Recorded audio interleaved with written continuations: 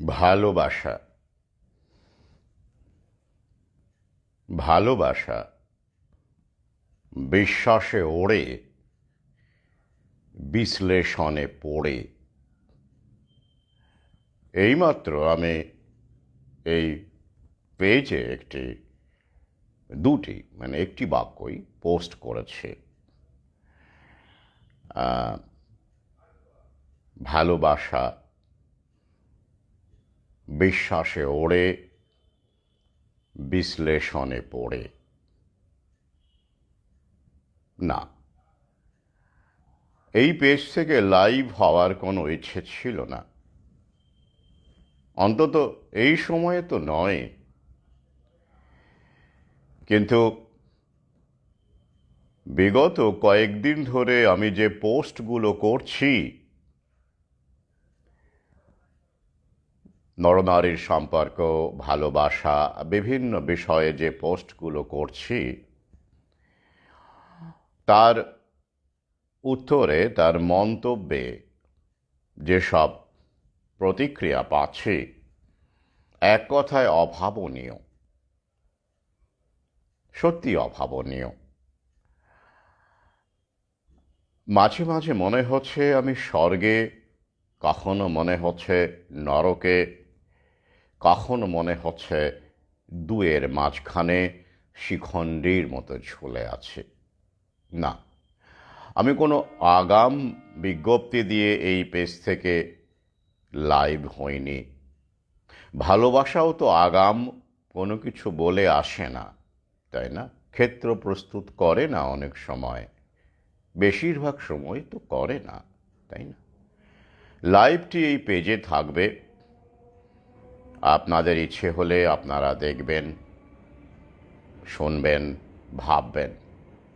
তবে এই লাইভে আসার উদ্দেশ্য কিন্তু এটাই যে আপনাদের এত এত প্রশ্ন এবং প্রতিক্রিয়া টাইপ করতে গেলে আমার এ জীবন তো কেটে যাবেই, পরবর্তী জীবন বলে যদি কিছু থাকে তাতেও কুলোবে না। ভালোবাসা বিশ্বাসে ওড়ে, বিশ্লেষণে পড়ে, তাই তো? নরনারীর ভালোবাসা, মানুষের প্রতি মানুষের ভালোবাসা, আদর্শের প্রতি ভালোবাসা, ভালোবাসা তো একটা ব্যাপক শব্দ, তাই না? মহাকাশের চেয়েও, সমুদ্রের চেয়েও অনেক অনেক বড় তার ব্যাপ্তি। তবে আমি যে বাক্যটি বললাম, ভালোবাসা বিশ্বাসে ওড়ে, বিশ্লেষণে পড়ে, সেটা কতটা যুক্তিযুক্ত? সত্যি কি আমরা বিশ্লেষণ করে ভালোবাসি? বিশ্লেষণ করলে কি ভালোবাসা থাকে, বেঁচে থাকে, না মরে যায়? আর সমস্ত ভালোবাসায় কি বিশ্লেষণ করা যায়? যায় না। তাহলে বিশ্বাস, তার কতটা ভূমিকা? যারা বিজ্ঞানে বিশ্বাস করি, আমরা বিজ্ঞানসম্মত জীবনের দিকে ছুটে যাই, তাঁরা কি বিশ্বাস নিয়ে বাঁচেন? এখন তো বিশ্বাসকে ভাইরাস বলা হয়, তবে মানুষ কোথায় যাবে? ভালোবাসায় বিশ্বাসের জায়গা কতটা? আঁকড়ে ধরার বিশ্বাস, তাই না? প্রথমে আসি বিশ্লেষণে। আমরা যখন প্রেমিক হই, আমরা যখন পরিণত হই, আমরা যখন কৈশোরের ভালোবাসা থেকে আস্তে আস্তে ধীরে ধীরে উত্তরণ ঘটে, তখন আমাদের ভালোবাসার ধরনগুলো বদলে যায়, পছন্দগুলো বদলে যায়, ভাবনাগুলো বদলে যায়। তাই বিশ্লেষণ আসে। আমি কতটা পাবো, কতটা দেব, আমাকে কেন সে এত ভালোবাসে, আমি বা কেন তাকে ভালোবাসে, এরকম অনেক প্রশ্ন আমাদের মস্তিষ্কের অলিগলিতে ঢু মারে। আর তাই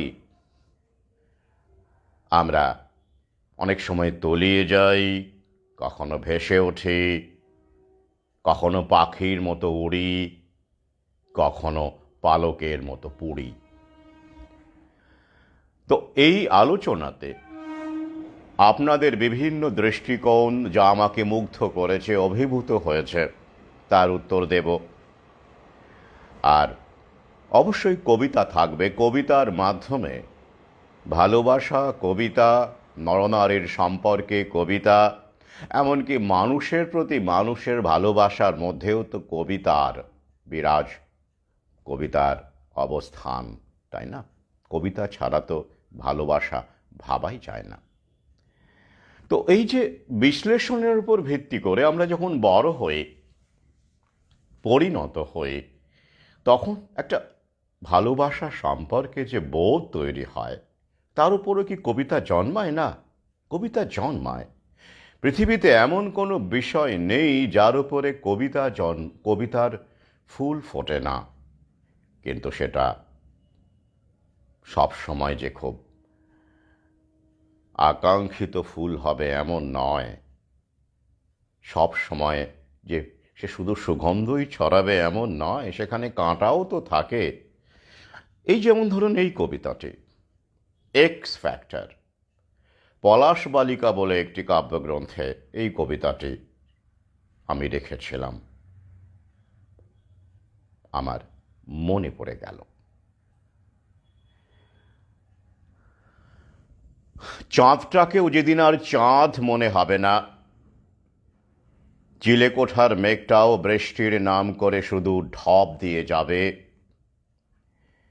এই নামছি বলে বেয়াদব কান্নাটা চোখের কোণেই নট নরণচারণ, সেদিনও যদি আসিস, এই কথাটাই আমি তোকে ঘুরিয়ে ফিরিয়ে শোনাব। ভগবান আর ভালোবাসা দুটোই আসলে এক্স ফ্যাক্টর। সাঁতার কাটার সময় যেমন ধরে নিতে হয় ওপারে সত্যিই কোনো ভূখণ্ড আছে। এই জায়গাটা আমি আরও একবার পড়ছি। সাঁতার কাটার সময় যেমন ধরে নিতে হয় ওপারে সত্যিই কোনো ভূখণ্ড আছে। তাহলে ভগবান এবং ভালোবাসা দুটোই এক্স ফ্যাক্টর। আপনি যখন সাঁতার কাটছেন, আপনি যদি কোনো নদী বা বড় জলাশয় সাঁতার কাটেন, কেটে ওপারে যেতে চান, তীরের দিকে, ওপারের দিকে তাকাতে নেই। অনেক দূরে তার ব্যাপ্তি দেখে মনে হতে পারে আমি পারবো তো, আমি ওপারে যেতে পারবো তো। একটা ভয়, আশঙ্কা আপনার গতি কমিয়ে দিতে পারে, আপনাকে হতাশ করতে পারে। তাই আমরা ধরে নিই, যখন শুধু জল আর জল, ওপারের কোনো তটরেখা দেখা যাচ্ছে না, তখন আমরা ধরে নিই যে না, ভূখণ্ড আছে, তীর আছে, তটভূমি আছে। এই আছে বলে ধরে নিই বলেই আমরা সাঁতার কাটতে পারি। এই বিশ্বাস, সেটা ভগবানও হতে পারে, সেটা ভালোবাসাও তো হতে পারে। একই তো, একই মুদ্রার দুটি পিঠ, বিশ্বাস, তাই না? কি অবাক হচ্ছেন? এই বিশ্বাস ছাড়া কিন্তু সত্যি বাঁচা যায় না। এই যেমন ধরুন আমরা মানুষ, আমাদের শরীরে হৃৎপিণ্ড থেকে শুরু করে লিভার, ফুসফুস থেকে শুরু করে অনেক রকমের কলকব্জা আছে, অঙ্গ প্রত্যঙ্গ আছে, বহিরঙ্গ আছে, অন্তরঙ্গ আছে। বিজ্ঞানের মতে কিন্তু যে কোনো সময়ে আমাদের হৃৎপিণ্ডটি বন্ধ হয়ে যেতে পারে।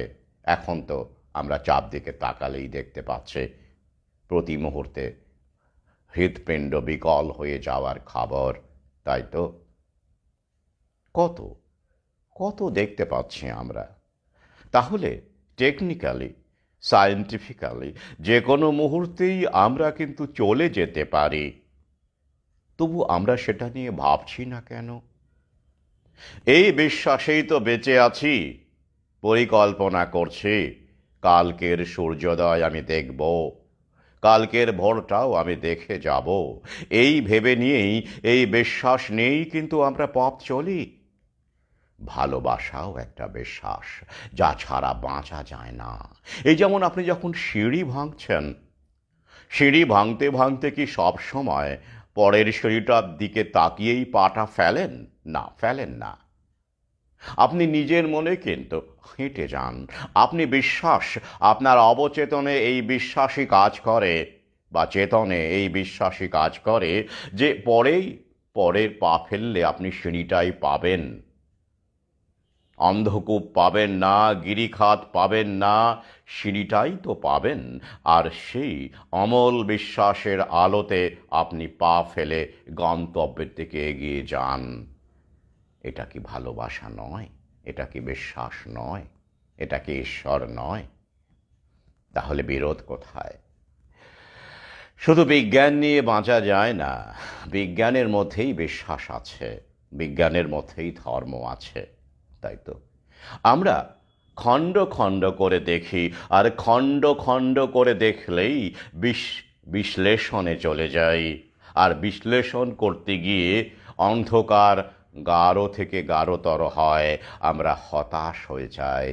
মনে হয় ওপারে কি সত্যিই কোনো ভূখণ্ড আছে? সন্দেহ দেখা দেয়, তাই না? কিন্তু বিশ্বাস ছাড়া তো বাঁচা যায় না।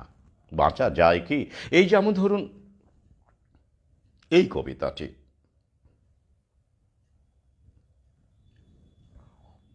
জায়গা রাখিস, আমার প্রথম কাব্যগ্রন্থ থেকে নেওয়া।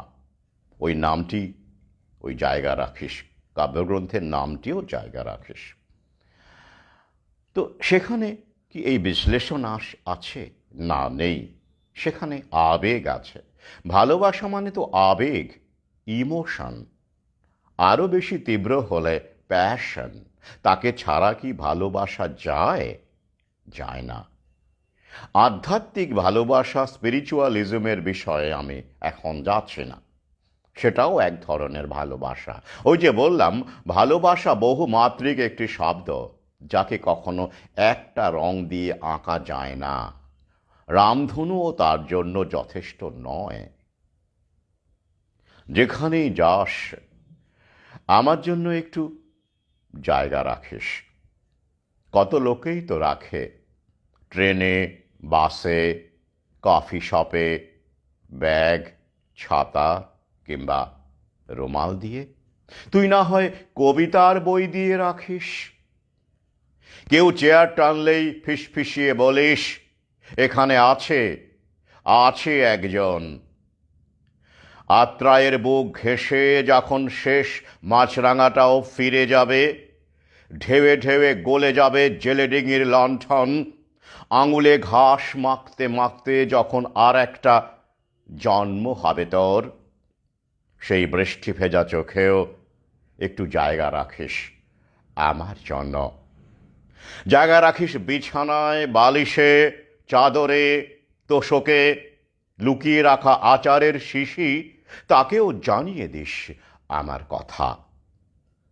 জায়গা রাখিস হাতায়, খন্তিতে, কড়ায়, হাঁড়িতে, পুড়ে যাওয়া বেগুন ভাজায়, রান্নাঘরের সিঙ্কে জড়ো হওয়া এঁটো বাসন, ওদেরকেও বলিস আমার কথা।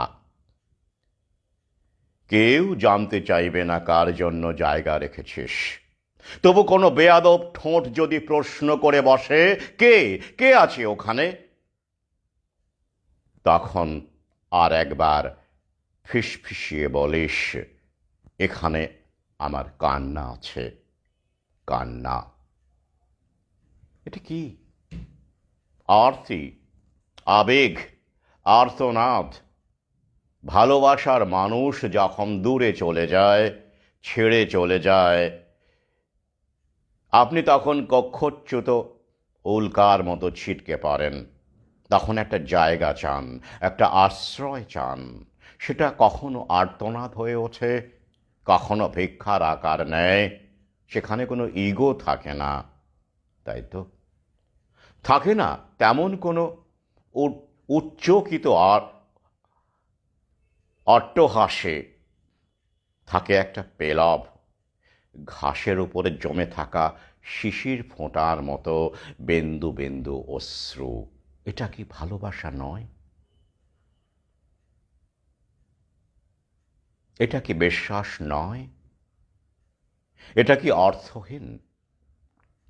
যুদ্ধের সময়, মারির সময়, মহামারীর সময়ও তো ভালোবাসা বেঁচে থাকে। ভালোবাসাই তো মানুষকে এগিয়ে নিয়ে যায় দুর্ভিক্ষের মধ্যে, সাইক্লোনের মধ্যে, ঝঞ্ঝার মধ্যে। রক্তাক্ত লাশের মিছিল অতিক্রম করেও ভালোবাসা একদিন ঠিক পৌঁছে যায়। তাই তো। তাহলে দ্বিধা নেই, সন্দেহ নেই, আছে তো। আছে বলেই তো ভালোবাসা এত আকর্ষণীয়, রোমাঞ্চকর, বিপদজনক। তবুও বলি, ভালোবাসলে সাবধান, ভালোবাসার পাশেই গোরস্থান। কোনো একটি কবিতার দুটো লাইন। আর এই গোরস্থানের সম্ভাবনা আছে বলেই, এই হারিয়ে যাওয়া, মরে যাওয়া, যন্ত্রণার্ত হওয়া, প্রতি মুহূর্তে রক্তাক্ত হওয়ার আশঙ্কা আছে বলেই ভালোবাসা এত এত আকর্ষণীয়, তাই না? তুই বললি ভালোবাসা, আমি দেখলাম রক্ত লেগে আছে। রক্ত, তাই না? আর ভালোবাসা, সেখানে অভিমান থাকে, সেখানে লড়াই থাকে, যন্ত্রণা থাকে, প্রত্যাশাও থাকে, এক্সপেকটেশনও তো অবশ্যই থাকে। প্রত্যাশা ছাড়া তো ভালোবাসা হয় না, টেকে না। নরনারীর ভালোবাসার কথা বলছি আমি এই মুহূর্তে, তাই তো। কিন্তু সেই অভিমান, সেটাও তো পেলব, সুন্দর, শিশিরের মতো। সেখানে কি কখনো কোনো হুঙ্কার থাকে? জবরদখলের গন্ধ থাকে? থাকে না। এই অভিমান নিয়েও আমার একটা কবিতা মনে পড়ছে, অবশ্যই পুরনো কবিতা।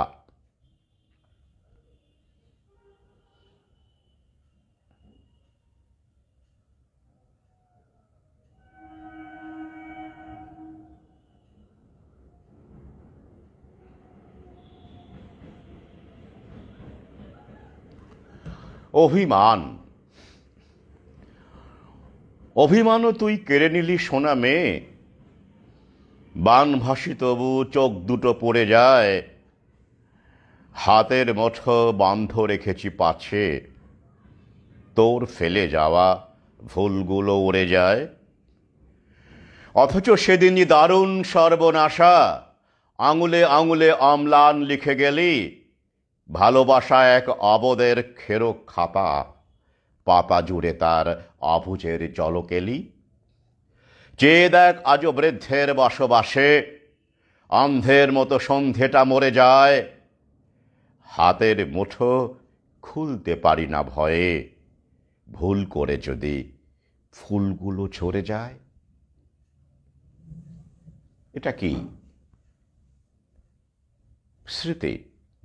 ভুলতে না পারার স্মৃতি, ভুলতে না পারার যন্ত্রণা।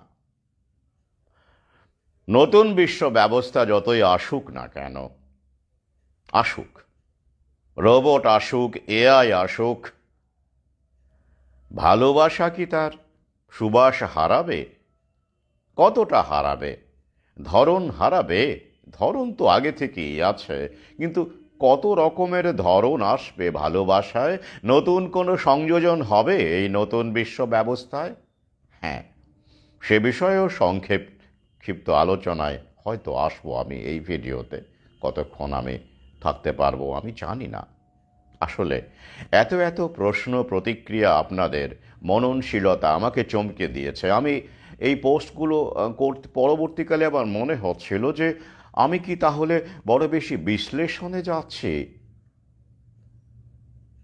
আমার আগ্রহ ছিল, কৌতূহল ছিল যে মানুষ, মানে আমার পাঠকেরা যারা বর্তমানে আমার পাঠক যারা নতুন বিশ্ব ব্যবস্থার বিভিন্ন দিকগুলো নিয়েই বেশি কৌতূহলী, এছাড়াও তাদের কি এই নরনারীর সম্পর্ক, ভালোবাসা, প্রেম, যৌনতা এ বিষয়ে তাদের কি কোনো গভীরতা আছে, প্রশ্ন আছে, জাগে, মননশীলতা আছে বা জাগে? এই কৌতূহল থেকেই আমি পোস্টগুলো দিচ্ছিলাম। কিন্তু আমি যা উত্তর পেয়েছি সত্যি অভাবনীয়।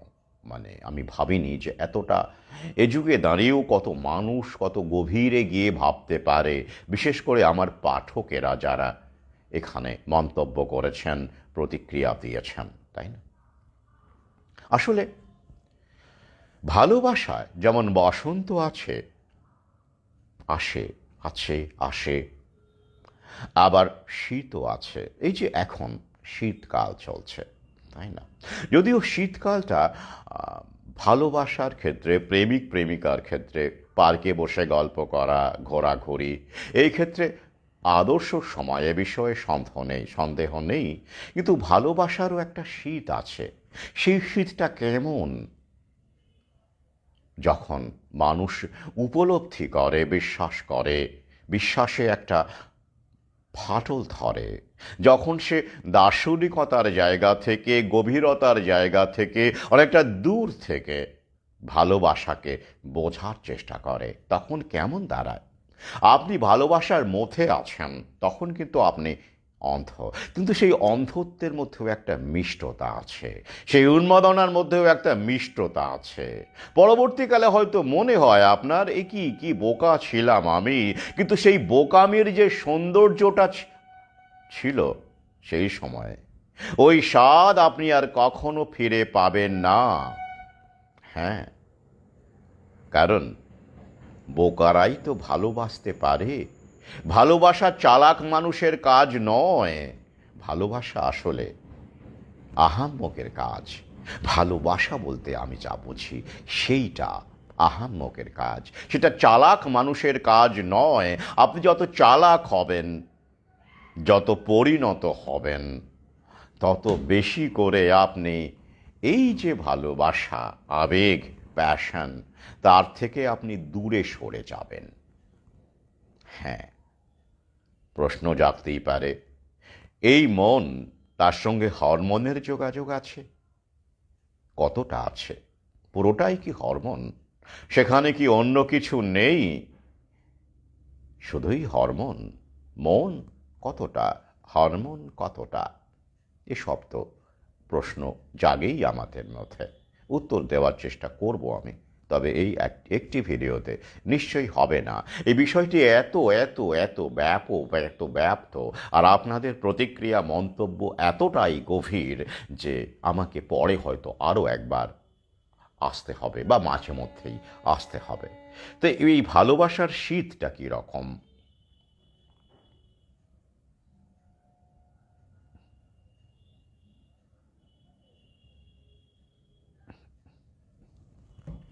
এটি পলাশ বালিকা কাব্যগ্রন্থের প্রথম কবিতা। শিরোনাম যে নামে হয়েছিল। এখানে একটা শীতের কথা আমি বলেছি, উপলব্ধি করেছে, যেটা আপনারা হয়তো যারা ভালোবাসেন, প্রত্যেকেই তো আমরা ভালোবাসি, তাই না? ওই মেজেলসের মতো, হামের মতো। আর প্রত্যেকের জীবনেই অন্তত একবার যেমন হাম হয়, মেজেলস হয়, ভালোবাসাটাও সেই রকম। অন্তত একবার আপনি টান এর মারাত্মক রকমের একটা টান আপনি অনুভব করেন। ভালো লাগা, যৌনতা, যাকে ব্যাখ্যা করতে পারে না সব সময়, আমি তো তাই মনে করি। তোকেই অনিবার্যভাবে ওষ্ঠে ওষ্ঠ নাচে, আঙুলে আঙুল, তোরই অন্তর্গত স্লেটে অবিরাম স্নান লিখে মধ্যমা আমার আজও নত জানু হয়। ফিরব ফিরব করে তোরই গুহা মুখে এখনো জমিয়ে রাখি জন্মের ঘ্রাণ। আমি মরে গেলে পার তুইও মরে যাবি ভেবে কি বিনম্র এঁকে ফেলি শহীদ মিনার। ওই দেখ, জানালায় কি অপূর্ব চাঁদ, তোর এলো চুল জুড়ে আজও ফড়িং এঁকেছে। দোয়েলের ডালে ডালে কি আশ্চর্য ঘুম, ফিঙেদের বাড়ি ঘরে উঁকি মেরে গেছে। তবুও তো দেখি অন্য মাটি জুড়ে তোর ভিন্ন চড়ুই ভাতি, ঘাসে ঘাসে কি বিচিত্র সাম্রাজ্য গড়েছে। ভিন্ন এক কান্না নিয়ে তোর সে বালিশ সারা রাত জুড়ে কি অবিশ্বাস্য উড়েছে। রুদ্ধশ্বাস আজও এই ট্রাপিজের খেলা, অবশ্যম্ভাবী পড়ে যাব জেনে, তবু তোর জানালার কাছে প্রতি রাতে চুপি চুপি চাঁদ রেখে আসে। তুইও তো জানিস হে পলাশ বালিকে, যত দীর্ঘ হোক এই মগ্ন দিনলিপি, অন্তিম অধ্যায়ে তার শীত লেখা আছে। তবুও কি আশ্চর্য দেখ, পৃথিবীর সব মাছরাঙা সন্তানের জন্ম হলে পর আসমুদ্র হিমাচল উড়ে আবহমান সেই বেলুনি কিনেছে। তাহলে অন্তিম অধ্যায়ে তার শীত লেখা আছে। শীত, ভালোবাসার শীত, অর্থাৎ যখন ভালোবাসা মরে যায়, উত্তাপহীন হয়ে যায়, আবেগহীন হয়ে যায়, প্যাশন থাকে না, যাকে বিখ্যাত কবি পি.বি. শেলি স্যাটাইটি বলে অভিহিত করেছেন। স্যাটাইটি, যার বিশ্লেষণ যদি আমরা করি তাহলে দাঁড়াবে having too much of something, অর্থাৎ ওইটা মুখ মরে যাওয়া। অর্থাৎ অনেকটা স্যাটাইটি অর্থটা এই রকমই যে আপনি পায়েস ভালোবাসেন, এবার যদি আপনি প্রতিদিনই পায়েস খান দুবেলা, বা আপনি মাংস ভালোবাসেন, আপনি প্রতিদিনই যদি মাংস খান দুবেলা বা প্রতিদিনই, একটা সময় দেখবেন আপনার আর মাংসটা ভালো লাগবে না, আপনার প্রিয়তম খাদ্যটাও ভালো লাগবে না। তখন সেটা পায়েসও হতে পারে, মাংসও হতে পারে, বিরিয়ানিও হতে পারে। তাহলে ভালোবাসার ক্ষেত্রে যখন স্যাটাইটি শব্দটা কবি ব্যবহার করেন, সেখানেও কি এই স্যাটাইটি আছে? আছে, আলবাত আছে, আছে তো, নিশ্চয়ই আছে। কিন্তু কতটা আছে, তাকে কতটা ওভারকাম করা যায় কি না, যায় কি, কিভাবে যায়? বিশ্বাস দিয়ে, বিশ্বাসের আলো দিয়ে তাকে কতটা পথ দেখানো যায়, তাই না? কিন্তু বিশ্লেষণ যদি আমি করি, ব্যাপক অর্থে যদি ভালোবাসায় আসি, তাহলে একনিষ্ঠতা, যাকে বলে লয়্যালটি, তাই তো, এই বিষয়টা ভালোবাসার একটি অবিচ্ছেদ্য অঙ্গ হয়ে গেছে, তাই না? কিন্তু এটা কি প্রথম থেকেই ছিল, নাকি এর সঙ্গে ধর্মবোধ, পরিবার চেতনা, নৈতিকতা, এই সমস্ত কিছু যুক্ত হয়ে বর্তমানে আমরা ভালোবাসা বলতে যে বোধ, সেখানে এসে পৌঁছেছে? এই যেমন আজকের একটি ঘটনা, সেটাও তো ভালোবাসা, যদিও নরনারীর ভালোবাসা নয়। আমি রুটি কিনতে গেলাম, রুটি কিনি, যার কাছ থেকে কিনি সেই ভোলা দেখলাম বিষণ্ণ মুখে দাঁড়িয়ে আছে, এবং তার স্ত্রী তাকে যাচ্ছে তাই ভাষায় গালাগাল করছে, কারণ ভোলার কাউকে টাকা দেওয়ার কথা, হয়তো ধার নিয়েছিল বা কিছু, সেটা আমি জানি না।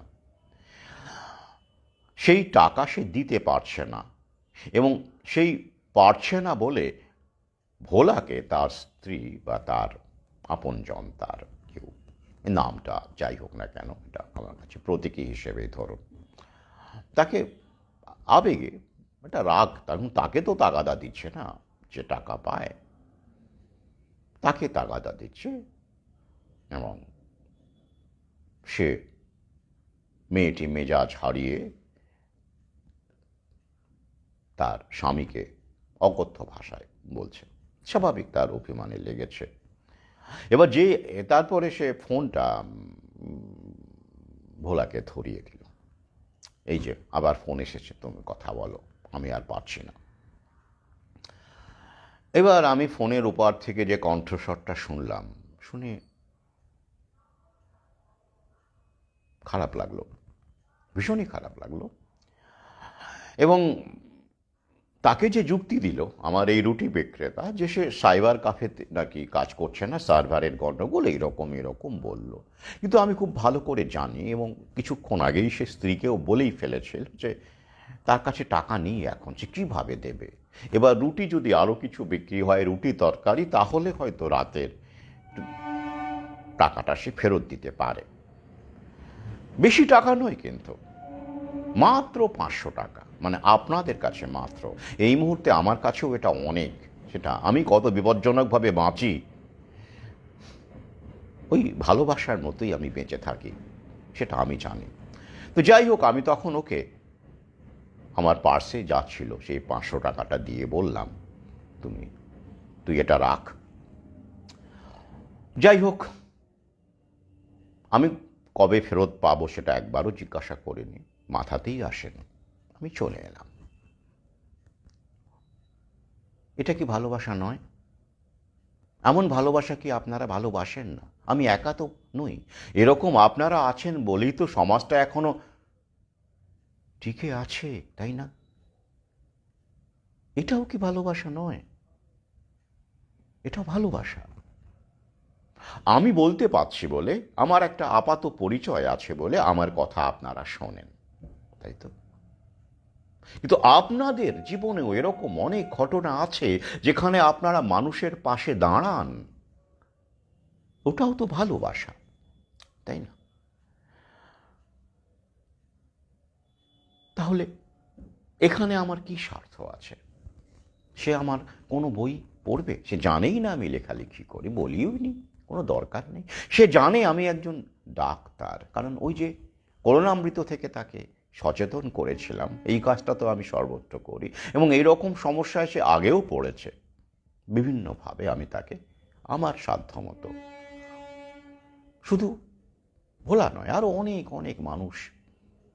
পৃথিবীটা এখন আমার অনেক বড় না, অনেকটাই বড়, আমি নিজেই বাড়িয়ে নিয়েছি। আর বাড়িয়ে নিয়েছি বলেই সামাল দিতে পারি না, সমস্যা হয়ে যায়। আপনারাও নিশ্চয়ই আছেন। তাহলে এই ভালোবাসাগুলোকে আমরা অস্বীকার করতে পারি? এবার ধরুন একটা পুরুষ মানুষ ভোলা, ঠিক আছে, যদি এইরকম কোনো ঘটনা ঘটতো তাহলে কি হতো? ধরুন কোনো একটা নারী বিপদে পড়েছে, সেটা বিভিন্ন রকমের বিপদ হতে পারে, তখন যদি আপনি পুরুষ হয়ে সেই নারীটির পাশে দাঁড়াতেন, তখন আপনার প্রেমিকা বা আপনার স্ত্রী বা উল্টোটাও হতে পারে, সে কি খোলা মনে নিতে পারত? যদিও ভালোবাসার দুটো লাইন আমি বলবো আছে আমাদের সামনে। কি লাইন? মান্নাদের এটি গান, তুমি আর আমি আর আমাদের সন্তান, এই আমাদের পৃথিবী। মার্জনা করবেন, এই গানটিকে আমি নিতে পারি না, গ্রহণ করতে পারি না। পৃথিবীটা আরও বড় হওয়ার অত্যন্ত দরকার বলে আমার মনে হয়। এই ছোট্ট পৃথিবীটা ভাঙতে ভাঙতে ভাঙতে ভাঙতে নতুন বিশ্ব ব্যবস্থায় ওটা আরও বেশি টুকরো টুকরো হয়ে যাচ্ছে, ছোট হতে হতে হতে হতে হতে হতে। কিন্তু আমার আরেকটি গান জানেন ভীষণ পছন্দের, আমি দুরন্ত বৈশাখী ঝড়, তুমি যে মন নিশিখা। কি অসাধারণ গান, জগন্ময় মিত্রের গান। অর্থাৎ আগুন ছড়িয়ে দিচ্ছে একজন একজন বাতাস, আগুন বাতাস ছড়িয়ে দেয়, অর্থাৎ এটা একটা অদ্ভুত সমাজ চেতনার গান। একসাথে মিলে মানুষের কাজ করা, সমাজের কাজ করা, সমাজের কথা ভাবা। কিন্তু এমনটা কি সবার জীবনে হয়? সবাই পায় এই ভালোবাসাটা? সিংহভাগই তো এমনভাবেই ভালোবাসাটা ভাবতে চায় এবং পেতে চায়। কি? তুমি আর আমি আর আমাদের সন্তান, এই আমাদের পৃথিবী, তাই তো? আমার জীবনের একটা ঘটনা বলি। আমি একবার বাসে করে ফিরছিলাম উত্তরবঙ্গ থেকে। তখনও ট্রেন সংযোগ হয়নি, আগেকার কথা। তো বাসে ফিরতে ফিরতে সে মাঝপথে কিছুটা চলে আসার পরে, জায়গাটা ঠিক মনে নেই, একটি মেয়ে ওঠে। তখন রাত ভালোই, নাইট সার্ভিসে ফিরছিলাম। এইবার মেয়েটি আমার পাশে বসে, ওই সময় সিট খালি ছিল, কেউ নেমে গিয়েছিল। তারপরে কিছুক্ষণ পরে দেখি মেয়েটি ফুঁপিয়ে ফুঁপিয়ে কাঁদছে, একটা আর্তনাদ, সে রুমাল চাপা দিচ্ছে। কম বয়সী মেয়ে, কত হবে, 20-21 বছর বয়স হবে। তখন আমার বয়সও কত হবে, এই 30 কাছাকাছি বা এরকম সময়, 30-এর নিচেই হবে। তো যাই হোক, কিছুক্ষণ পরে আমি আর থাকতে পারলাম না, কারণ পাশে একটি মেয়ে এভাবে কাঁদছে, সে পুরুষ হোক আর নারী হোক, নির্বিকার কি বসে থাকা যায়? যায় না। আমি তাকে জিজ্ঞাসা করলাম, আপনি কাঁদছেন কেন, কি ব্যাপার, কি হয়েছে? সে ঘটনাটা কিছু কথা বলতে চায় না। তারপরে বেশ কিছুক্ষণ ইনসিস্ট করার পরে সে আমাকে কিছু বলতে চাইল না। যাই হোক, তারপরে পরে স্টপেজ এলো, পরে স্টপেজ সম্ভবত কৃষ্ণনগর, হ্যাঁ এলো, নামলাম। তারপরে তো ওখানে ওই চা খাওয়া এই ব্যাপারগুলো থাকে। তারপরে মেয়েটি তখন এলো আমার কাছে এসে, মানে বাসে আরও তো প্যাসেঞ্জার ছিল, তাই হয়তো সে কথা বলতে চায়নি। সে যেটা আমাকে বলল যে তাকে বাড়ি থেকে কোনো জায়গায় বিক্রি করে দেওয়া বা এরকম কোনো দালালের হাতে তুলে দেওয়ার পরিকল্পনা হচ্ছে, সে গন্ধ পেয়েছে এবং সে বাড়ি থেকে পালিয়ে যাচ্ছে। এই কারণে খুব দরিদ্র পরিবারের মেয়ে। আমি তাকে বললাম, এবং তাকে আমার খুব মানে অভিনয় নয়, এটা সত্যি কথায় বলে আমার মনে হলো, এইটুকু তো বুঝি, এইটুকু তো বোধ আছে আমার। তাকে বললাম, ঠিক আছে, চিন্তা নেই, আমার সঙ্গে চলো, আমি দেখছি কি করা যায়। রাত্রিটাকে কোথায় যাবে সে? আর একটা ইয়ং মেয়ে, 20-21 বছর বয়স, সেরকম অবস্থা, মানে বিধ্বস্ত অবস্থা, সে কোথায় যাবে? তার তো যাওয়ার কোনো জায়গা নেই, সে পালাচ্ছে বাড়ি থেকে। কোনো আত্মীয় স্বজনের কথাও জিজ্ঞাসা করলাম, নেই। সেটা তার মামার বাড়ি, মানে বুঝতেই পারছেন, বাবা মা আগেই মারা গেছে। তো এই অবস্থায় আমি তাকে বলি, ঠিক আছে। এবং তার কান্না থামে, কিছু খাওয়া দাওয়া হয়।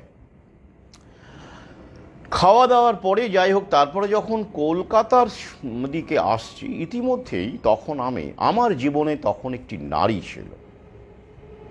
স্বাভাবিক, অস্বাভাবিক কিছু নয় তো, আপনাদের জীবনেও থাকে। তখন তখন আমি তাকে, তখন তো মোবাইল ছিল না, কিছু ছিল না, তো আমি বুথ থেকে ফোন করি, পাবলিক বুথ থেকে ফোন করি। তো সে পরিষ্কার জানায় যে না, কখনো অ্যালাউ করা যাবে না, এই বাড়িতে ঢোকানো যাবে না, তুমি একা থাকো, একদমই না। তুমি ভাবলে কি করে, ভাবলে কি করে? আমি বললাম, সেটা কোনো সমস্যা নয়, একা কেন, আমি আমার বন্ধু বান্ধবকে ডেকে নিতে পারি, কোনো সমস্যা নেই, লোকজন তো আছেই, আরও আত্মীয়রও অভাব নেই। বললো, না, এটা করা যাবে না। সে এমন একটা সিন ক্রিয়েট করলো ফোনে, যে আমাকে ভালোবাসা বজায় রাখার স্বার্থে, তার সঙ্গে আমার সম্পর্ককে বজায় রাখার স্বার্থে আমাকে সিদ্ধান্ত বদলাতে হলো। আমি দু একজনকে তখনও বুথ থেকে ফোন করলাম, যদি মেয়েটিকে বা আশ্রয় দেওয়া যায়, বা কোনো, তখন তো কোনো অনাথ আশ্রমের ব্যাপার আমি জানতাম না, সেই মুহূর্তে সবসময় তো সব ফোন নাম্বার থাকে না। সবাই একটা কথাই বলল, পুলিশে, থানায় পাঠিয়ে দিন, ওরাই ব্যবস্থা নেবে, ওরাই থানাতেই থাকতে পারবে, এবং যেহেতু সে বাড়িতে তাকে এরকম করে বিক্রি করে দেওয়ার পরিকল্পনা করছে, তো এটা তো রীতিমতো পুলিশের স্টেপ নেওয়া উচিত, আমরা কেন এসব ঝামেলায়, আপনি কেন এসব ঝামেলায় জড়াতে চাইছেন? আর সে বলল, তুমি কেন এসব ঝামেলায় জড়াতে চাইছো, কি দরকার? হ্যাঁ, তোমাকে কি এমনি পাগল বলি? তো যাই হোক, তারপরে কি হলো, আমি তো তখন সেই পরিস্থিতিতে তাকে স্থানীয় কলকাতায় নেমে আসার পরে একটি পুলিশ স্টেশন লোকের কাছ থেকে শুনে নিলাম, তাকে সেখানে দিয়ে এলাম। বেশ, তখন ভোর হয়। ওদিক থেকে তো আবার ইতিমধ্যেই তিনি তোড়জোড় শুরু করে দিয়েছেন কলকাতায় নামার পরে আমি কি করছি না করছি। যাই হোক, আমার সেখানে থাকা হয়ে ওঠেনি, জাস্ট দিয়ে আসা আর কি, বলে আসা। তো তার পরবর্তীকালে আমি ফলো আপ করার চেষ্টা করি, কিন্তু পারি না। বলা হয় যে নারীটিকে, মেয়েটিকে নাকি অন্য কোনো জায়গায় বা অনাথ আশ্রমে নাকি পাঠিয়ে দেওয়া হয়েছে বা কিছু এরকম বলা হয়েছে। আমি ঠিক এক্স্যাক্ট তারা জানাতে পারে না। তারপরে আমি খবরের কাগজে কিছুদিন পরে একটা খবর শুনি, একটা অনামী একটি নারী, জানি না সে কি না, আমার মধ্যে তো আসলে অপরাধবোধ কাজ করছিল, নাও হতে পারে, যে একটা, যাই হোক, অনুমান করে নিতে পারেন যে কি হয়েছিল না হয়েছিল, সেটা আমি শিওর নই, কিন্তু ওই যে আমার মধ্যে ওটা এখনও আমাকে হন্ট করে যে আমি একটা আশ্রয়হীনা নারীকে এক রাতের জন্য আশ্রয় দিয়ে কোনো একটা সময় নিয়ে ব্যবস্থা করে দিতে পারিনি। তখন থেকে আমি একটা জীবনের সিদ্ধান্ত নিয়েছিলাম, তারপর থেকে, যে এরকম ক্ষেত্রে সেদিন আমি যে সিদ্ধান্ত নিতে পারিনি, সমাজের কথা না ভেবে একটি ব্যক্তির কথা ভেবেছিলাম, তার আবেগকেই বেশি করে গুরুত্ব দিয়েছিলাম, তার আকাঙ্ক্ষাকে, তার দাবিকে, তার আবদারকে বেশি করে গুরুত্ব দিয়েছিলাম, যেটা অন্যায় ছিল, অসংযত ছিল, অমানবিক ছিল। কিন্তু আমি পারিনি। তখন আমি দুর্বল, ভালোবাসার প্রতি, নারীর প্রতি, তাকে ছাড়া তো বাঁচা যায় না, এমন একটা জায়গায় আমি ছিলাম তখন। কিন্তু তারপর থেকে আমি ঠিক করে নিয়েছিলাম যে না, এরকম ক্ষেত্র হলে আমি আমার সামাজিক কর্তব্যটিকে আগে বাঁচব, তাতে করে আমার সম্পর্ক থাকুক না থাকুক কিচ্ছু যায় আসে না। কষ্ট হবে, বুকের উপর তো পাথর রেখেই আমাদের বাঁচতে হয়, তাই না? হ্যাঁ, তাহলে কি হলো, একটা সংঘাত হয়, 100 বার হয়।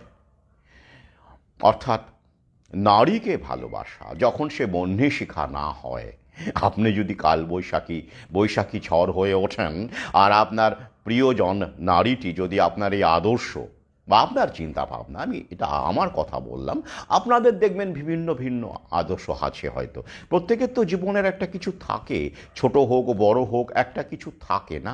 তো সেই থাকাটার সঙ্গে যদি একটা তাল মিলিয়ে চলার ব্যাপার না থাকে, তখনই হতাশা আসে, তখনই কঠোর সিদ্ধান্ত নিতে হয়, তাই না?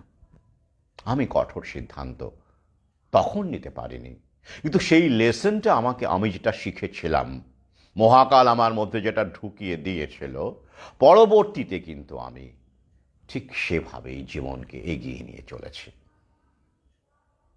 হ্যাঁ, তাহলে আমরা কোথায় এসে দাঁড়ালাম? ভালোবাসার দুটো দিক, একটা ব্যক্তি ভালোবাসা, সাবজেক্টিভ, আর একটা সমাজের প্রতি ভালোবাসা, সোশ্যাল রেসপন্সিবিলিটি। এই দুটোর মধ্যে একটা ব্যালেন্স নিয়ে চলা, আমি মনে করি এটা যদি মানুষ অনেক আগে থেকে এই ভাবনা নিয়ে চলতো, সমাজের এই অবস্থাটা হতো না। তাহলে ভালোবাসা, তুমি আর আমি আর আমাদের সন্তান, এই ভালোবাসা আমাদের স্বার্থপর করে, এ নিয়ে কোনো সন্দেহ নেই, করে, স্বার্থপর করে।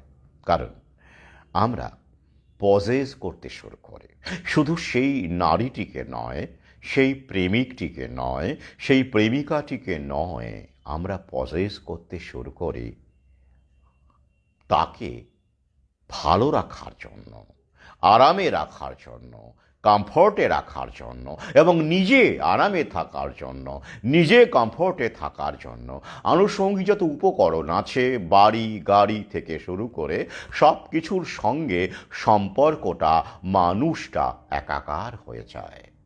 তুমি আর আমি আর আমাদের সন্তান, এই আমাদের পৃথিবী। তাহলে এই যে সন্তান, এই বোধ থেকে যে সন্তান লালিত হয়, পালিত হয়, সেই সন্তান যে তার মধ্যে যদি এটাও ঢুকে যায়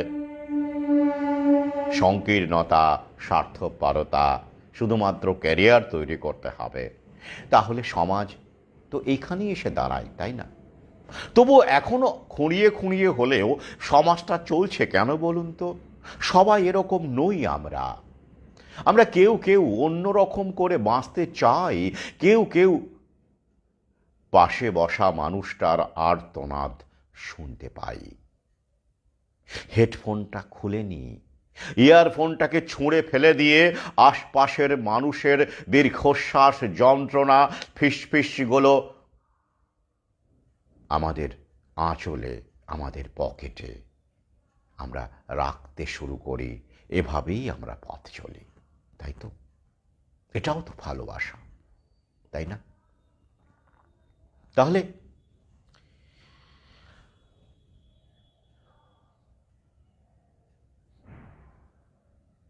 এবারে মূল কথাটায় আসি, কি বলুন তো? তাহলে এই যে স্যাটাইটি চলে আসে ভালোবাসার মধ্যে, একই চোখ, একই মুখ, একই শরীর, তাই না? একই মানচিত্র,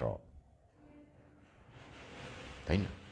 ওই জন্য অনেকে বলেন, ওই যে রবি ঠাকুরের শেষের কবিতা, আপনারা, এ তো পুরনো অনেক লেখা কনসেপ্ট, অনেক আগেই এগুলো হয়ে গেছে। সেখানে ভালোবাসার মানুষকে বিবাহ না করে ইচ্ছে করে তাকে পুষ্করিণীর জল বানিয়ে দেওয়া হলো। অমিত রায় লাবণ্যের উপাখ্যান আপনারা তো জানেন না? বিয়ে করলো তারা ইচ্ছে করে অন্য কাউকে, সেটা কর্তব্য, পরিবার রক্ষার তাগিদে, আর ভালোবাসাকে তারা বাঁচিয়ে রাখলো। সেখানে বলা হচ্ছে যে তুমি তো, সে তো আমার মানে ঘরণী, সে তো আমায় ঘড়ায় তোলা জল, তাতে আমি প্রতিদিন স্নান করব। আর তুমি তো আমার পুষ্করিণী, লাল আলো জ্বলবে, সবুজ আলো জ্বলবে, কত রকম আলো জ্বলবে, তাই না? এই যে একটা কল্পনার জগৎ, পুষ্করিণী, অবগাহন, তাকে বাঁচিয়ে রাখার জন্য এই উদ্যোগ, তাই না? তাই মিস করার ব্যাপারটা থাকে না বলেই এই স্যাটাইটি চলে আসে। অর্থাৎ একই ছাদের তলায় দিনের পর দিন, রাতের পর রাত থাকতে থাকতে মানুষটাকে বড্ড চেনা মনে হয়, কিন্তু বাস্তবে কিন্তু আমরা চিনি না। একটা মানুষকে চিনে নেওয়া অত সোজা নয় তো। আমাদের বায়োমেট্রিক আলাদা, আমাদের জিন আলাদা, আমরা তো আলাদা, আসলে আলাদা। পৃথিবীতে এত এত মানুষ জন্মেছে এবং এত এত মানুষ মরে গেছে এবং এত এত মানুষ জন্মাবে এবং তারাও মরে যাবে, অথচ একটি মানুষের সাথে কোনো মানুষের হাতের ছাপ, থাম ইমপ্রেশন, চোখের মনি, কোনো কিছুই মেলে না। অবাক হয় না, লাগে না আমার? অবাক হতে হয় না? এত এত মানুষ হেঁটে যাচ্ছে আপনার সামনে দিয়ে, এত মানুষের কান্না, এত মানুষের দীর্ঘশ্বাস, এত মানুষের ঝগড়া, ভালোবাসা, ট্রেনের সিট দখলের জন্য লড়াই, সংগ্রাম, মারামারি, খিস্তি খেউর, অথচ এই মানুষগুলো কেউ কারো মতো নয়। আপাত দৃষ্টিতে মনে হয় সব জেরক্স কপি, একই রকম মেশিন। আমাদেরকে সেটাই বানিয়ে নেওয়ার চেষ্টা করা হচ্ছে, কিন্তু সেটা কি সফল হবে? হয় না। আমরা তো আলাদা, আমাদের বায়োমেট্রিক আলাদা, আমাদের ডিএনএ আলাদা। তাই পিতৃত্বের টেস্ট করবার জন্য ডিএনএ টেস্ট করা হয়, প্যাটার্নিটি টেস্ট, তাই না? আলাদা বলেই তো সম্ভব হয়। তবে আমার কি মনে হয় জানেন, এই যে স্যাটাইটি, এটা তো অনিবার্য। ইন্দ্রিয়গত সুখের দিক থেকে যদি দেখেন আপনি, যৌনতা তো একটা ইন্দ্রিয়গতই জায়গা, না? আর এই ইন্দ্রিয়গত জায়গা থেকেই এই হরমোনের যে ক্ষরণ, সেখান থেকেই প্যাশন, যেটাকে প্যাশন শব্দটির মধ্যে যৌনতা কিন্তু জড়িয়ে আছে। আধ্যাত্মিকতা নেই সেখানে, স্পিরিচুয়ালিজম নেই সেখানে, সেখানে সেক্সুয়ালিটি আছে, সেখানে লিবিডো আছে। তো তার মধ্যে ঢুকে পড়ে। তো তাহলে উপায় কি? আমার যেটা বারবার করে মনে হয়েছে, যদি এই ভালোবাসাটা দুরন্ত বৈশাখী ঝড়ের সঙ্গে বহ্নিশিখার মেলন হতো, তাহলে এই স্যাটাইটিটা আসতো না। কারণ সামাজিক একটা জগৎ তৈরি হতো, একটা স্যাটিসফ্যাকশন যাকে বলা হয়, ক্রিয়েটিভ স্যাটিসফ্যাকশনও বলতে পারেন, ফেলিসিটি বলতে পারেন। অর্থাৎ শুধুমাত্র স্বার্থপর বেঁচে থাকার বাইরেও সমাজের জন্য কিছু করার মধ্যে দিয়ে যদি পরস্পরের পরিপূরক হওয়া যেত, তাহলে এই যে একটা স্যাটাইটি যেটা প্যাশনকে ধ্বংস করে দেয়, সেটা কিন্তু হতো না। আমার বিশ্বাস এটা হতো না। কারণ তখন জগৎটা অনেক বড় হতো, ভাবনার অনেক কিছু থাকতো, কাজের অনেক কিছু থাকতো। জগৎটা যত সংকীর্ণ করে দেবেন, যত ছোট্ট করে দেবেন, তত বেশি করে সমস্ত কিছুকে চেনা মনে হবে, একঘেয়ে লাগবে। তাই জগৎটাকে বাড়াতে হয়, বাড়িয়ে নিতে হয়, এক্সপ্যান্ড করতে হয়। তবেই এই স্যাটাইটি থেকে মুক্তি পাওয়া যায়। আমার এটা মনে হয়, মানে আমার বিশ্লেষণ, মানে আমি যেটা বলছি সেটা যে একেবারে সঠিক হবে এমন নয়, কিন্তু আপনারা বিভিন্ন রকমের দৃষ্টিকোণ রেখেছেন, তাই আমিও আমার একটি দৃষ্টিকোণ এখানে রাখছি। যে অনেকেই এই সমস্যাটার কথা তুলে ধরেছেন বারবার করে, যেটা হয়। ওই যে একজন বলেছেন 5 বছর পরে ভাই বোন মনে হয়, তাই তো? কেন হয়? মিস করার ব্যাপার থাকে না বলে হয়তো। কিন্তু মানুষ যদি সামাজিক কাজকর্মে অংশগ্রহণ করে, ব্যস্ত থাকে, সবসময় তার কাছে তখন কিন্তু যৌনতা ব্যাপারটা মুখ্য থাকে না। তার কাছে তখন আরও অনেক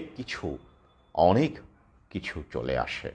তখন ভালোবাসাটা কিন্তু নিছক খাদ্য থাকে না, নৈবেদ্য হয়ে যায়। ওই যে আমার দুটো লাইন আছে, ছুঁয়ে দিস বলেই নৈবেদ্য, নলে তো শুধু চাল আর কলা, কলা আর চাল। এই ছুঁয়ে দেওয়াটা কিন্তু নিছক মাত্র আপনার প্রেমিকা বা আপনার মানসীর ছুঁয়ে দেওয়া নয়। এই ছুঁয়ে দেওয়া মানে হচ্ছে গভীরতর ভালোবাসার ব্যাপ্তি যেখানে আছে, সেই স্পর্শের কথা আমি বলতে চেয়েছি। হ্যাঁ, আর এটাই আবেগ। আর আবেগ ছাড়া তো ভালোবাসা বাঁচে না। না হলে দেখুন না কেন, যদি গভীরে যাই, যদি আমরা অনেক আগে থেকে শুরু করি, তাহলে দেখব যে আমাদের এই ভালোবাসার একনিষ্ঠতায় বলুন, বা এই ভালোবাসা যে ব্যাপারটা, সেটা কিন্তু আমরা জন্ম থেকে নিয়ে জন্মাই না। ওটা কিন্তু অনেক প্রোগ্রামড। হ্যাঁ, ধর্ম হতে পারে, বিবাহবামক প্রতিষ্ঠান হতে পারে, এই সমস্ত কিছু মিলিয়ে আমাদের চেতনাকে তৈরি করা হয়। এটা কিন্তু আমরা নিয়ে জন্মাই না। তাই দেখবেন এক একটা সময়ে এক একটা মানুষের চিন্তন শৈলী এক এক রকম হয়, একরকম হয় না। তাই জেনারেশন গ্যাপ তৈরি হয়। আমরা বলি জেনারেশন গ্যাপ। কারণ সে যে মিডিয়া, যে পরিবেশ, যে মিলিউয়ের সঙ্গে বেড়ে উঠছে আগামী প্রজন্ম, তার সঙ্গে যে পুরনো প্রজন্ম, প্রাচীন প্রজন্ম, তার সঙ্গে তো সেটা একরকম আর্থসামাজিক অবস্থা নয়। তো একটা জেনারেশন গ্যাপ তো থাকবেই। কিন্তু দেখুন, গভীরে গেলে বুঝতে পারবেন যে আমরা যে মানুষ, আমরা কিন্তু আসলে কোনো কিছু তেমন কিছু নিয়ে জন্মাই না। মানে আমাদের মতবাদ, চিন্তাভাবনা, ভালোবাসা সংক্রান্ত দৃষ্টিভঙ্গি, মার্ক্সবাদ বলুন, লেনিনবাদ বলুন, যত কিছু, ডেডাইজম বলুন, সমস্ত কিছু কিন্তু আমরা পৃথিবীতে আসার পরে আমাদেরকে প্রোগ্রামড করা হয়েছে, বা আমরা নিজেরাই প্রোগ্রামড হয়েছি। কীরকম? তাহলে কি নিয়ে আপনি জন্মান? জন্মগতভাবে আপনি কি নিয়ে জন্মান? আপনার একান্ত নিজের কি বলুন তো? অবশ্যই ইনস্টিংক্ট। যেমন ধরুন, আগুনে ছ্যাঁকা খেলেই আপনি হাতটা সরিয়ে নিচ্ছেন, আঙুলটা সরিয়ে নিচ্ছেন, এটা কি প্রতিবর্ত ক্রিয়া, ইনস্টিংক্ট। তো রিফ্লেক্স। তো এটাকে কি আপনাকে শেখানো হয়? না, এটা আমাদের মধ্যেই আছে। কারণ না হলে আমরা মরে যাব, আগুনে পুড়ে ছাই হয়ে যাব। কিন্তু ভালোবাসা মানেই একজনকেই ভালোবাসতে হবে আজীবন। ভালোবাসা মানে ভালো একই সাথে দুজনকে ভালোবাসা যাবে না, বা তিনজনকে ভালোবাসা যাবে না, নরনারীর কথাই বলছি। তো এটা কিন্তু আমরা নিয়ে জন্মাই না, এটা কিন্তু রিফ্লেক্স নয়, ইনস্টিংক্ট নয়, এটা কিন্তু আমাদেরকে বলা হয়, মানে আমাদেরকে নৈতিকতার জায়গা থেকে, পরিবারকে এক করে রাখার জন্য, বা ধর্মীয় জায়গা থেকে, ধর্মেরও তো প্রয়োজন আছে, এখানেই প্রয়োজন আছে, যাতে করে পরিবারটা না ভাঙে, সম্পর্ক যাতে করে অটুট থাকে, মানুষ যাতে করে দিশেহারা হয়ে না পড়ে, মাঝপথে একা অসহায় হয়ে না পড়ে, তার জন্যই এমন একটা চিন্তা ভাবনা, ধর্মের আঙ্গিকে হোক, নীতিবোধের আঙ্গিকে হোক, কিন্তু আমাদের সামনে তুলে ধরা হয়েছে, এবং আমরা সেটা বিশ্বাস করতে ভালোবাসি, তাই না? কিন্তু এটা আমাদের মধ্যে কিন্তু যেমন করে আগুন থাকলে আমরা হাত সরিয়ে নেই, তেমনটা নয়, তাই তো? আর কি আমরা নিয়ে জন্মাই? ডিএনএ। ডিএনএর সঙ্গে যা যা ভালো ভালো নেতিবাচক ইতিবাচক বৈশিষ্ট্য নিয়ে আমরা জন্মাই, যেমন ধরুন রোগ, আপনার বাবা মার যদি ডায়াবেটিস থাকে, বা কোনো কোনো ক্যান্সারের ক্ষেত্রেও জেনেটিক্যালি সেটা ট্রান্সমিট হয়, ডায়াবেটিস ট্রান্সমিট হতে পারে। এছাড়া অনেক রোগ আছে, শুধুমাত্র অসুস্থতা নয়, পাগলামো, খ্যাপামো, এক্সেন্ট্রিসিটি থেকে শুরু করে অনেক রকমের মানসিক যে বৈশিষ্ট্য, সেটাও কিন্তু ডিএনএর মাধ্যমে আমরা অর্জন করি, অর্থাৎ সেটা আমরা নিয়ে জন্মাই। এবং আমাদের বৈশিষ্ট্য, শারীরিক বৈশিষ্ট্য, গাত্রবর্ণ থেকে শুরু করে এমনকি কণ্ঠস্বর, অনেক কিছুই কিন্তু ডিএনএর ওপর নির্ভর করে, তাই নয় কি? তাহলে এটা আমরা নিয়ে জন্মাই। আর বাকি চিন্তা ভাবনা, হ্যাঁ, আর্কিটাইপ, কিছু কিছু বোধ আছে, আর্কিটাইপ বলা হয়, সেটা দীর্ঘকাল ধরে বংশ পরম্পরায় আমাদের জিনের অঙ্গীভূত হয়ে যায় বলে সেটাকেও আমরা ওই যে ইনেট যেটাকে বলা হয় আর কি, দেকাতের যে বুদ্ধিবাদী চিন্তাভাবনা যেটাকে বলা হয়, বুদ্ধিবাদী দার্শনিক দেকাত, তিনি যেটা বলেছেন, তো সেটা নিয়ে আমরা জন্মাই। যেমন সাদা পাতার মতো আমাদের মন থাকে না, যেমন যারা অনেকেই বলেন, দেখবেন যে সাদা পাতার মতো মন নাকি, আমরা যখন জন্মাই মনটা থাকে সাদা কাগজের মতো, তাই তো? এটা জন লক সম্ভবত বলেছিলেন। তো তো সেক্ষেত্রে কিন্তু আবার ডেকার্ত বলছেন যে না, কিছু জিনিস আমরা নিয়ে জন্মাই, কিছু জিনিস আমরা নিয়ে জন্মাই। সেটা কি? সেগুলো এইগুলো যেটা আমি এতক্ষণ ধরে বললাম, তাই না? কিন্তু ভালোবাসা একনিষ্ঠ হতে হবে, একজনের প্রতি হতে হবে, একজনকেই আজীবন ভালোবাসতে হবে।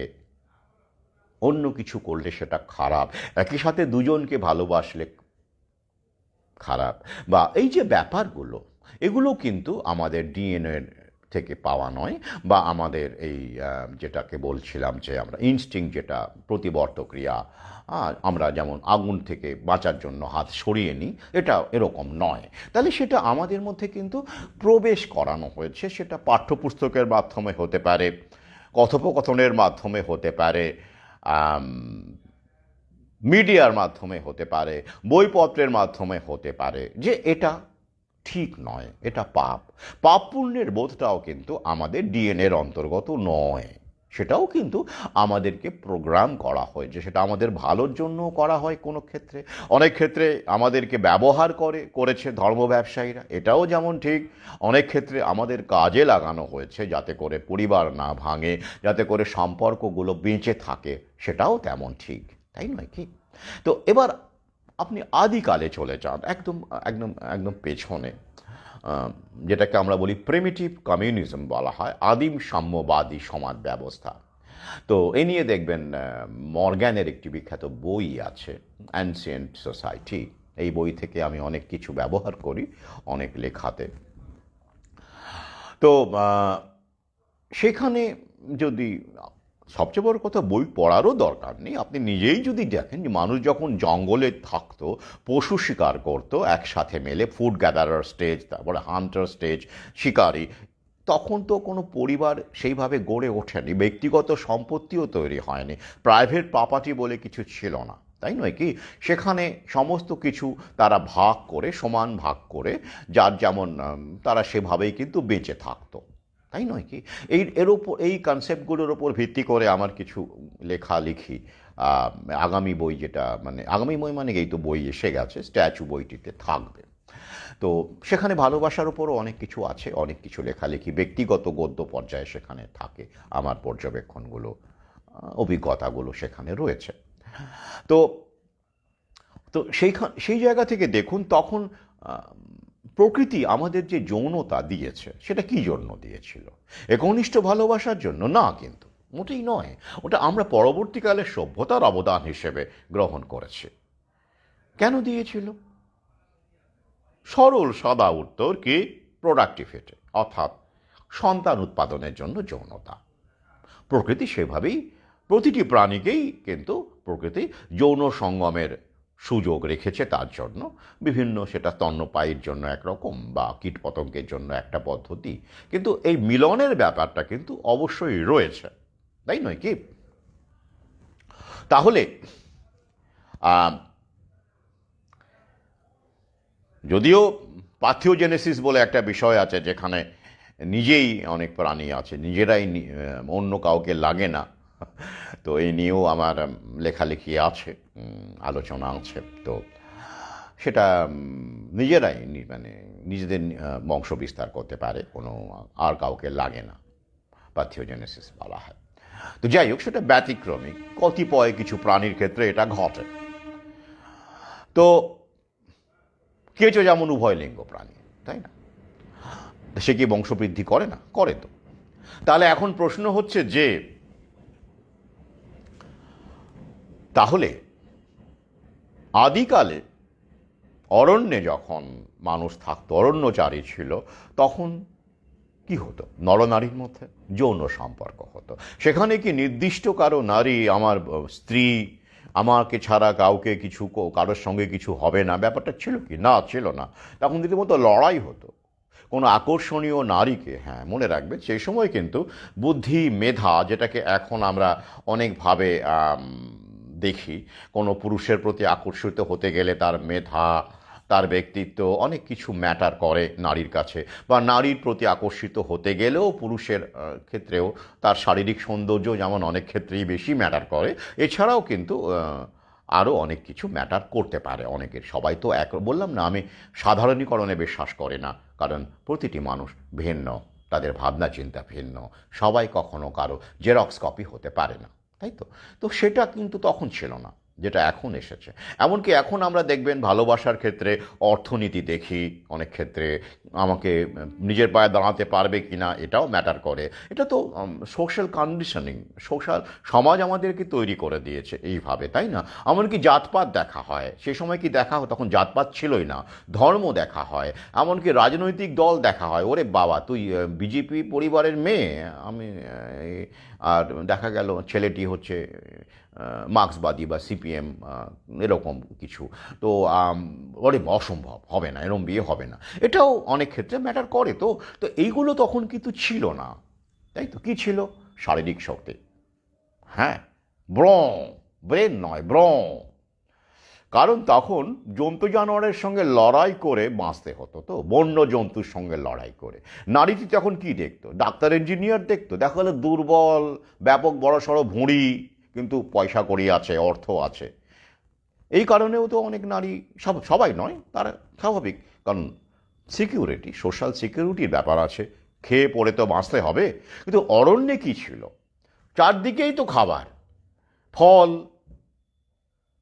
মাছ, কোনো সমস্যা ছিল না যে লক্ষ্মীর ভাণ্ডার না হলে খাবার জুটবে না, ব্যাপারটা এমন কি ছিল? ছিল না।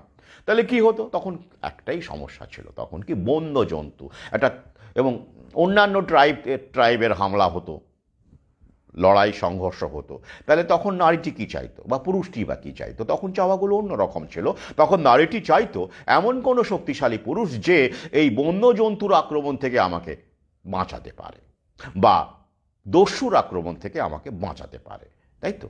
তখন মেধা, তারপরে বোধ, তারপরে কবিতা, মানে জীবনানন্দ দাশের কবিতা আবৃত্তি করে অনেক মেয়েকে একটা সময়, আমাদের সময় অনেক মেয়েকে ওই যে বাংলায় বলে কি পটানো, এটা ছিল। তো এগুলো ছিল না তখন, ওইটাই ছিল ম্যাচিসমো, ভ্রম, তাই তো?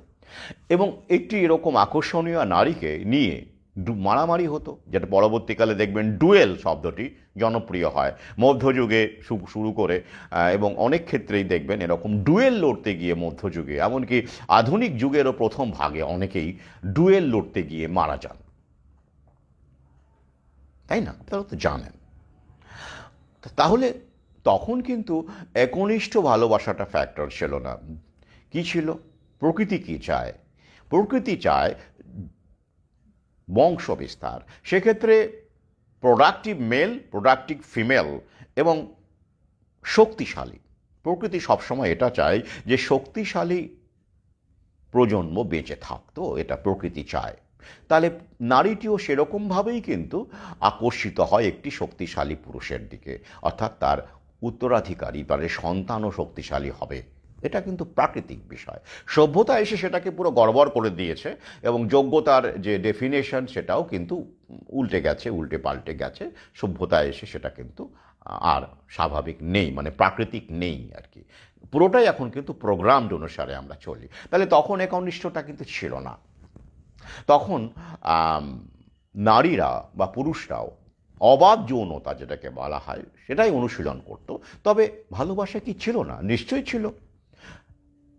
আজীবন না থাকলেও অন্তত একটা পিরিয়ডের জন্য কোনো নারী পুরুষ পরস্পরের প্রতি কমিটেড তখন থেকেই থাকতো, হতেই পারে, অস্বাভাবিক কিছু নয়।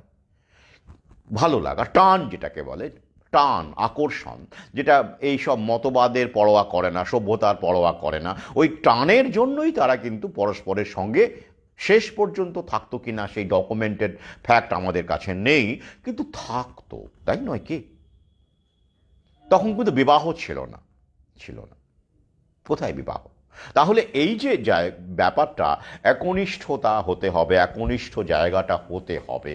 হ্যাঁ, এখনও আমি দেখেছি ইউরোপে, আমি নিজে দেখে এসেছি ফ্রান্সে একটি কাপল 25 বছর তারা একসঙ্গে আছে শেষ পর্যন্ত। আমি যখন ছিলাম 2017-18, তখনও তারা বিয়ে করেনি। 25 ইয়ার্স বিয়ে করেনি, তারা দিব্যি আছে। মহিলাটি বরং আগে একটি বিয়ে হয়েছিল, তার একটি সন্তান আছে, মেয়েটি বোর্ডিংয়ে থাকে। সেই বিয়েটা টিকেছিল মাত্র 2 বছর, সেটা কিন্তু বিয়ে ছিল, ম্যারেজ ছিল। এখন যার সঙ্গে থাকেন সেটা কিন্তু লিভ ইন, 25 বছর, কোনো রকম বিয়ের গল্প নেই। তাহলে বিয়ে হলেই সেটা টিকবে, লিভ ইন হলে সেটা টিকবে না, এটাও কথা নয়। কিন্তু এটা পুরোটাই দুজনের দৃষ্টিভঙ্গির ওপর নির্ভর করে। দৃষ্টিভঙ্গি কি চাইছে তারা পরস্পরের কাছ থেকে, আমরা পরস্পরের সঙ্গে বোঝাপড়া থেকে শুরু করে অনেক কিছুর উপর নির্ভর করে, তাই নয় কি? তাহলে এই যে একনিষ্ঠ নারীকে পুরুষ বলল তুমি শুধু আমার নারী, আর কারো নয়, অবশ্যই এটা তো পুরুষই প্রথম বলেছেন, এই তো কোনো সন্দেহ নেই। নারীরা পরে পুরুষের অনুকরণ করে সভ্যতা অগ্রগতি হওয়ার সঙ্গে সঙ্গে এখন বলতে শিখেছে যে তুমি শুধু আমার, অন্য কারো নারীর প্রতি আকর্ষিত হলে কিন্তু হবে না ইত্যাদি, তুমি শুধু মানে এরকম ব্যাপার আর কি।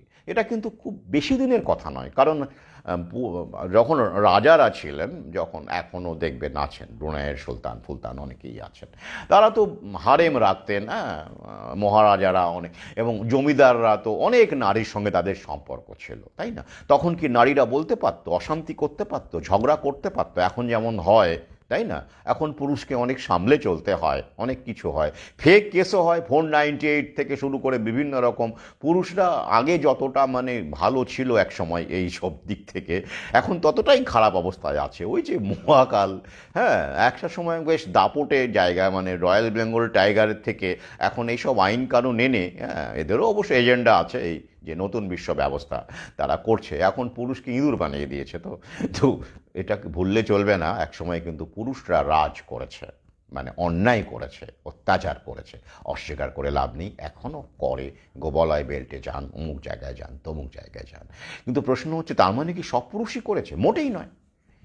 যাদের অর্থ ছিল, প্রতিপত্তি ছিল, তাই না? কিন্তু অনেক পুরুষ মানুষ দিনের পর দিন, যুগের পর যুগ, তারা কিন্তু তার স্ত্রীকে ভালোবেসেছেন, সংসার করেছেন, কর্তব্য পালন করেছেন। তাদের সংখ্যাই তো বেশি, 90% বা তারও বেশি। কিন্তু হাইলাইট কোনটা হয় বলুন তো? ওই যে অত্যাচার করেছিল জমিদাররা বা এই রকম কিছু অত্যাচারী পুরুষ, তাদেরকে সামনে এনে নারীদেরকে উস্কে দেওয়া হয়। হ্যাঁ, এটাও একটা এজেন্ডা, যেটা অন্য প্রসঙ্গ, আমি আসছি না।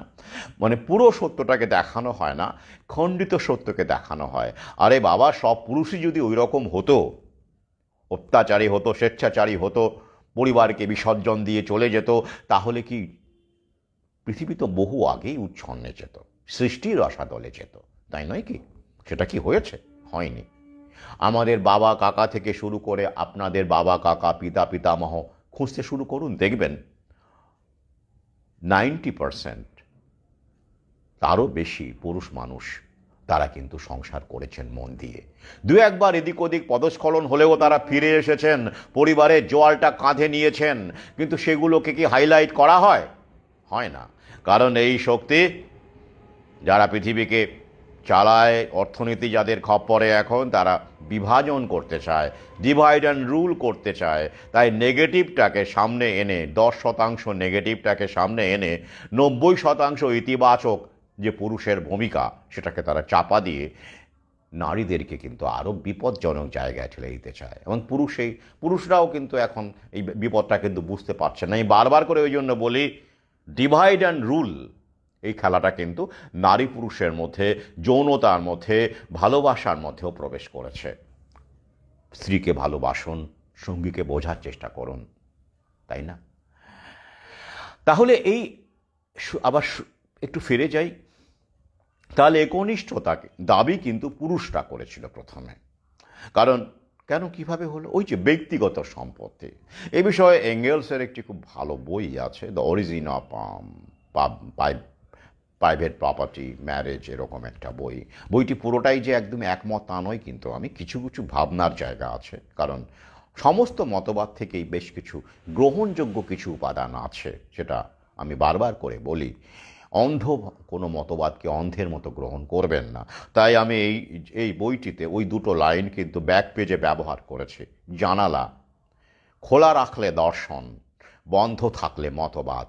আমি কিন্তু কোনো মতবাদে বিশ্বাস করি না, ভাবি, ভাবানোর চেষ্টা করি। তাহলে কেন এলো? ওই যে ব্যক্তিগত সম্পত্তির উৎস হলো যখন আস্তে আস্তে আমরা দেখলাম ট্রাইবগুলো থেকে আস্তে আস্তে মানুষ চাষবাস শিখলো, ফুড গ্যাদারার স্টেজ থেকে, হান্টার স্টেজ থেকে তারা একটা চাষবাস, কৃষিতে, এগ্রিকালচারে চলে এলো। তখন তারা বাড়ি বানাতে আলাদা করে একটা পরিবার গঠন শুরু হলো। যখন জমির মালিকানা যখন হলো, যে এই জমিটি আমি মালিক, তাই তো? বুঝতেই পারছেন, শক্তিশালী যে সে অনেকটা জমি মার্ক করে নিয়ে বলল এইটা আমার জমি, এটা আমার পুকুর, এভাবেই তো শুরু হয়েছিল।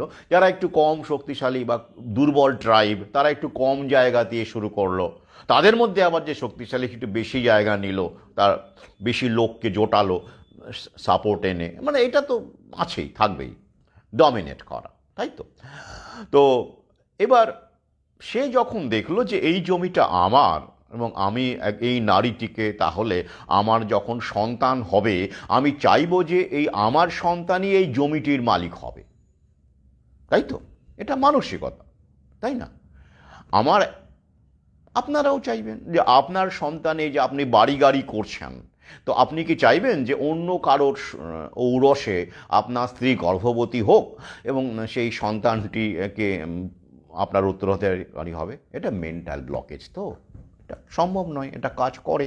তো তাই পুরুষটি তখন নারীকে বেঁধে ফেলে বলল যে তোমার স্বাধীনতা এবার থেকে আমি নিয়ন্ত্রণ করব। কারণ কি, ওই যে আগে জঙ্গলে অরণ্যচারী ছিল, নারীরাও স্বাধীন ছিল, পুরুষরাও ছিল, তারা বিচরণ করত নিজেদের মতো করে, এবং যৌনতাও অবাধই ছিল। তো সেটা এবার কিন্তু পুরুষটি বেঁধে দিল, বেঁধে দিয়ে বলল কি, তুমি অন্য কোনো পুরুষের সঙ্গে সংস্রব করতে পারবে না। সেটা আরও কঠোর হলো। কেন? ওই যে সন্তানটি, তাই না? তো তখন তো ডিএনএ টেস্ট ফেস্ট ছিল না, তো তখন তো বোঝা যেত না যে কে কার ঘরে, কাকের ঘরে কোকিলের বাচ্চা, এরকম ব্যাপার ট্যাপারগুলো তো শুনে থাকবে না, আমরা হোস্টেল লাইফ থেকে এরকম শুনে আসছি। তো এই জায়গাটাকে আটকানোর জন্য, প্রোটেক্ট করবার জন্য কিন্তু এটা শুরু হলো। একনিষ্ঠ প্রেমের গল্পটা, দাম্পত্যে একনিষ্ঠতার গল্পটা কিন্তু এই ব্যক্তিগত সম্পত্তিকে রক্ষা করা এবং সেটা অব্যাহত রাখা, নিজের সন্তান যাতে করে আগামীতে তার মালিক হয়, সেই মানসিকতা থেকেই কিন্তু এসেছিল, তাই না? এটাই কিন্তু বাস্তব। আর যাদের বেশি সম্পত্তি তারা তো আরও চাইল। এই কারণে দেখবেন যখন প্রথম স্ত্রীর সন্তান হচ্ছে না, পুরুষ সন্তান হচ্ছে না বা কিছু হচ্ছে না, তখন রাজারা বা জমিদাররা আবার বিয়ে করতো, তাই না? কেন? ওই যে সন্তান চাই, তাই না? সম্পত্তিটাকে কে দেখবে, রাজত্বটাকে কে চালাবে? অর্থাৎ বিয়ের সঙ্গে কিন্তু একটা ভালোবাসা, বিবাহ, এই সবগুলোর সঙ্গে কিন্তু একটা আর্থসামাজিক ব্যাপার জড়িয়ে গেল। এখন আমরা যে ভালোবাসাকে দেখতে পাই, দেখছি, সেটা কিন্তু আর্থসামাজিক শর্তাবলীর মধ্যে থেকে ভালোবাসা। এটা প্রকট হোক, প্রচ্ছন্ন হোক, সেটা আছে, আছে। কিন্তু সেটা নিয়ে যদি আমরা সবসময় ভাবতে থাকি, হিসেব নিকেশ করি, তাহলে ভালোবাসার স্বাদটাই কিন্তু মরে যায়, তাই না? তাই আমি বারবার বিশ্বাসের কথা বলি, আবেগের কথা বলি। সেটাই তো, ওটাই তো আসল, ওটাই তো স্বাদ। কিন্তু আমরা ওই যেটা হচ্ছে শুরু হলো ওই অর্থনীতি, অর্থসামাজিক শর্তাবলীর কথা ভাবতে ভাবতে ভাবতে ভাবতে আমাদের আবেগটাকেই আমরা বিসর্জন দিয়েছি। আর আবেগ ছাড়া আদর্শ থাকে না, তাই না? এই যেমন ধরুন, সমাজের জন্য যখন আপনি কাজ করবেন, তাই না, আপনি ঝুঁকি নেবেন, জীবনের ঝুঁকি নেবেন, যখন পরোয়া করবেন না মানুষকে ভালোবেসে যখন আপনি কোনো কাজে ঝাঁপিয়ে পড়বেন, সেটা আপনি যে কোনো কাজ হতে পারে যেখানে ঝুঁকি আছে কিন্তু মানুষের মঙ্গল আছে, তখন আপনার মধ্যে কি হিসেব নিকেশ কাজ করে না আবেগ কাজ করে? বলুন দেখি। আবেগ ছাড়া কোনো মহৎ কাজ হয় না, ভালোবাসাও হয় না। আমি বিশ্বাস করি না যে ভালোবাসায় আবেগ নেই সেটা ভালোবাসা নয়। যে ভালোবাসা শুধুমাত্র হিসেব আর নিকেশ, সেটা ভালোবাসা নয়, সেটা আন্ডারস্ট্যান্ডিং, বোঝাপড়া। ঠিক তেমন করে যে ভালোবাসা, আমার একটা লাইন আছে, সেটা যে কোনো ভালোবাসার ক্ষেত্রেই সত্য, যার জন্য নিজেকে বিপন্ন করা যায় সেই তো ভালোবাসা। তাই আমরা প্রতি পদেই কিন্তু জীবনে কোনো না কোনো সময় নিজেকে বিপন্ন করি। সে ভালোবাসা মানুষের জন্য হতে পারে, সমাজের জন্য হতে পারে, বা কোনো ব্যক্তি মানুষের জন্য, নারীর জন্য হতে পারে, পুরুষের জন্য হতে পারে। কারণ আমরা ইচ্ছে করে যে প্ল্যান করে বিপন্ন হই তা নই, এটা হয়ে যায়, আমরা পারি না নিজেদের আটকাতে, তাই না?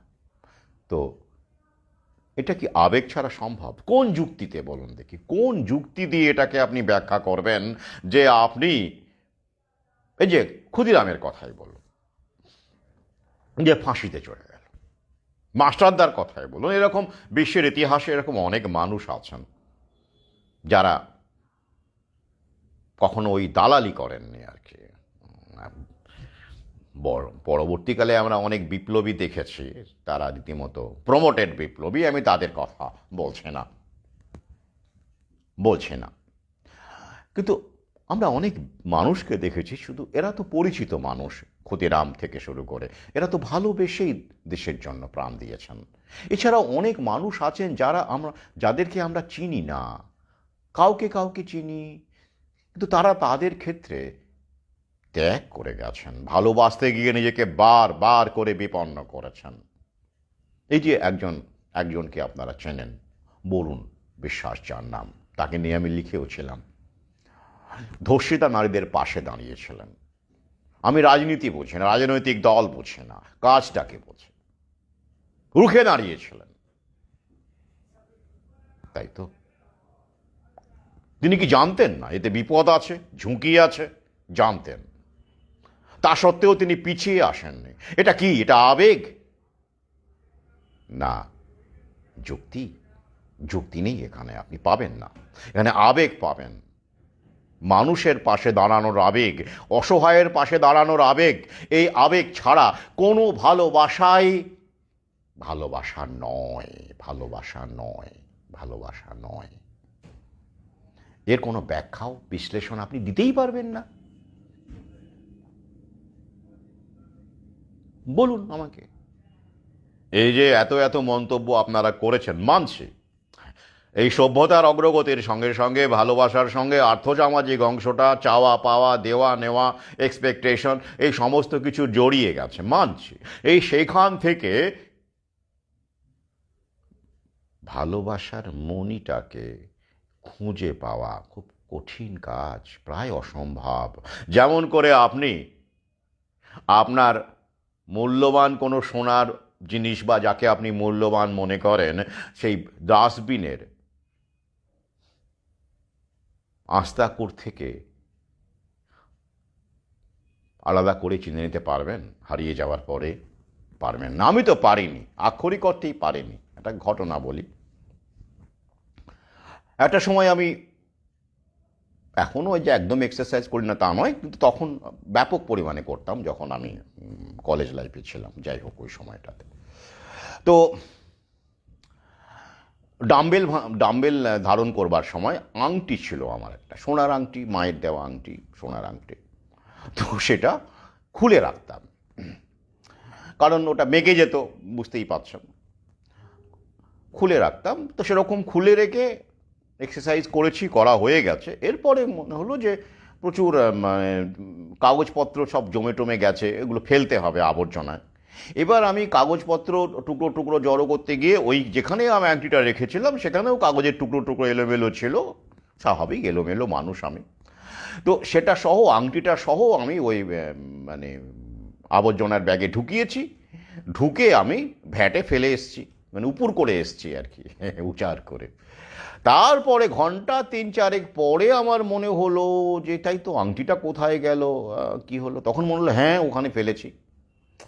তারপরে ফেলে কিছুক্ষণ গিয়ে খুঁজেছিলাম অবশ্য, কিন্তু ততক্ষণে আবর্জনার পাহাড়টা অনেক বড় হয়ে গেছে। সেইখান থেকে ওই আমার আংটিটাকে খুঁজে বের করা আমার পক্ষে সম্ভব হয়নি।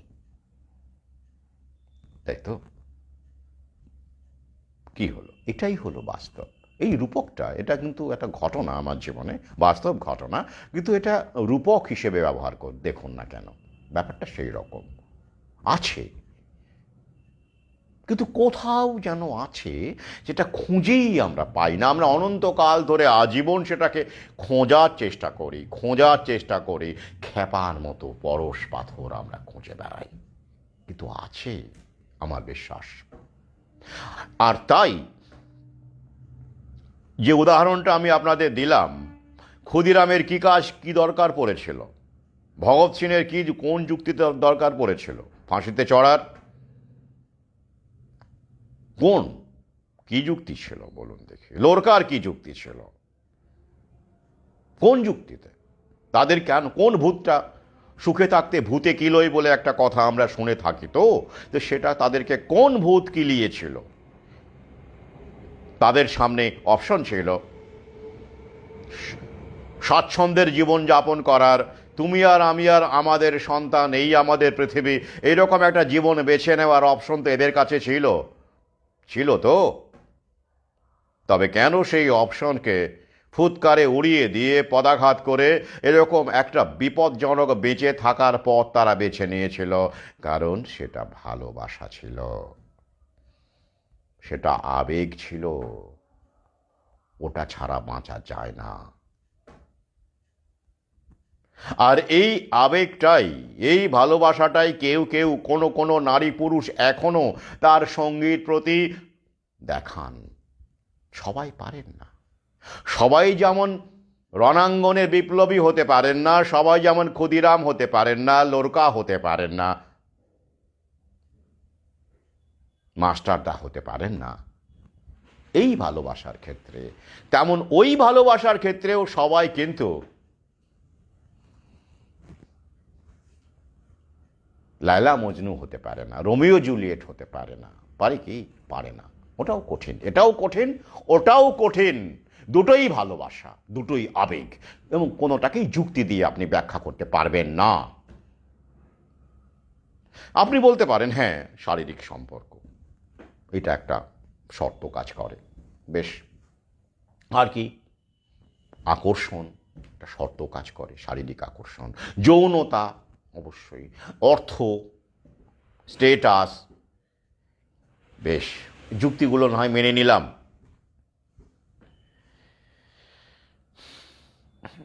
তাই তো। কিন্তু তা সত্ত্বেও আমি নিজের চোখে এমন এমন কিছু ভালোবাসা দেখেছি যার কোনো ব্যাখ্যা কিন্তু আমি খুঁজে পাইনি। মানুষ কেন মরে বলুন তো প্রিয়জন চলে গেলে? আমরা মাঝে মাঝে শুনি যখন বিচ্ছিন্ন হয়ে যায়, আমি এটা কিন্তু সমর্থন করছি না, আত্মহত্যাকে সমর্থন করছি না, কিন্তু আমি সমর্থন করি বা না করি, আত্মহত্যা ছিল, আছে, থাকবে। সেটাকে আমি মহত্বও বলছি না। শুধু আত্মহত্যা মানে নয়, আত্মত্যাগ। আত্মহত্যা তো খুব একটা স্থূল বিষয়, তাই না? আছে তো। কীরকম? অরুণদা বলে আমার একজন প্রিয় মানুষ আছেন, যিনি বৃদ্ধ অবস্থাতেও আমার বইমেলায় ছুটে এসেছিলেন, অরুণদা। তো খুব দুঃখের কথা, অরুণদাকেও আমি কিন্তু আমার প্রোফাইলে ছিলেন, সাবধান করেছিলাম, কিন্তু তার সন্তানকে তিনি বারণও করেছিলেন যতটা আমি জানি, কিন্তু সন্তান শোনেনি।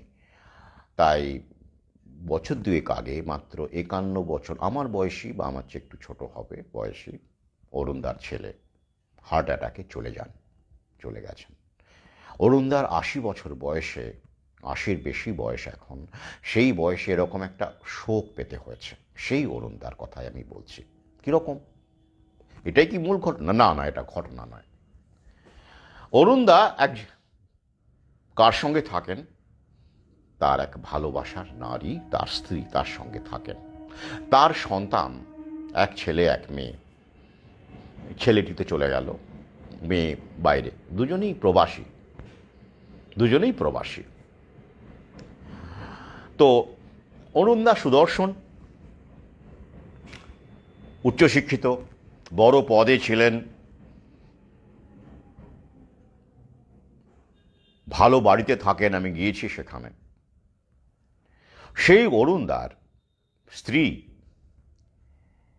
কোনো একটি কারণে, শারীরিক কারণ বা কোনো কারণে, অরুণদার যখন বয়স মাত্র, বয়স যখন ওই 50 বা এরকম সময়,